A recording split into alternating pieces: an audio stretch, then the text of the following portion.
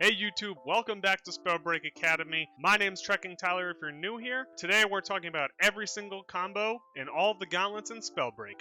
If you guys learned something today, make sure you drop a like down below. If you have any questions, drop a comment or head by my Twitch stream. I'm live on Twitch every Monday, Wednesday, and Thursday starting at 6 p.m. Eastern Time. So make sure you follow me there so you know when I'm going live. Let's get into the video. Alright guys, with wind and stone, if you throw a boulder while in a tornado, the stone will come back to the center of the tornado.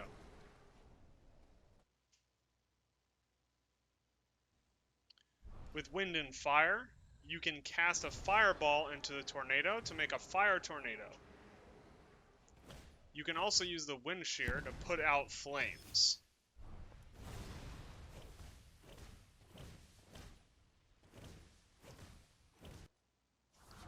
With wind and toxic, you can cast the poison into the tornado to make it a toxic tornado. With wind and electricity, you can cast the lightning into the tornado to make a lightning strike. If you cast the wind shear through the lightning strike, the wind will also carry the lightning into the object it hits, like you can see here on the wall behind it. With ice and stone, the shockwave can be used to break up the frozen ice paths. This will leave a cold cloud that will slowly freeze anyone left inside it. You can also throw the boulder and hit it with the ice lance, creating a frozen boulder.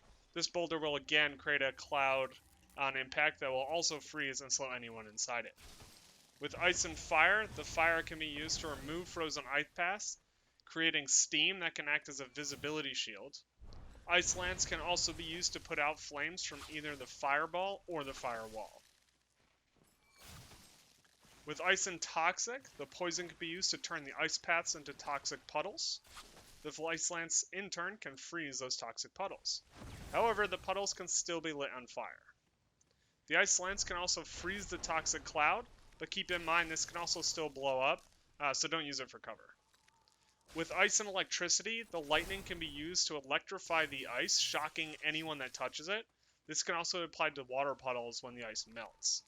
With ice and wind, the wind shear can be used to remove the ice path, causing that cold cloud that will freeze and slow enemies within it. With toxic and stone, the shockwave can be used to remove toxic puddles. With toxic and fire, the fireball can be used to explode toxic, creating large green flames that do more damage than normal fire flames. When exploding a toxic cloud, the flames will not linger, however, and when used with the flame wall, the flames will simply turn into large green flames.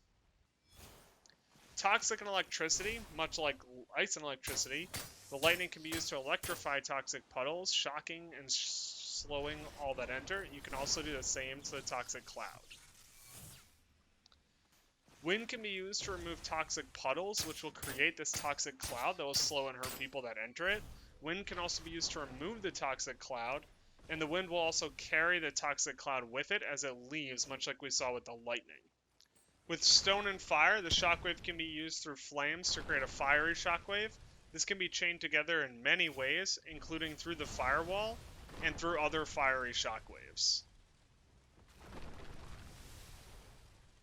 Lastly, we can turn the boulder into a fireball by hitting it with the fire. This will cause a fire effect when it hits the ground in a slight explosion.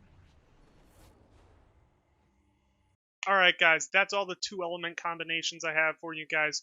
However, keep in mind that you can still combine more than 2 elements, so you, for example, can cast a fireball into a toxic tornado, making a gigantic toxic fire explosion. So keep that in mind. Keep experimenting with your combos, and make sure, guys, this is key. Make sure you're subscribed to the channel with the notifications on so that you're ready for episode 3.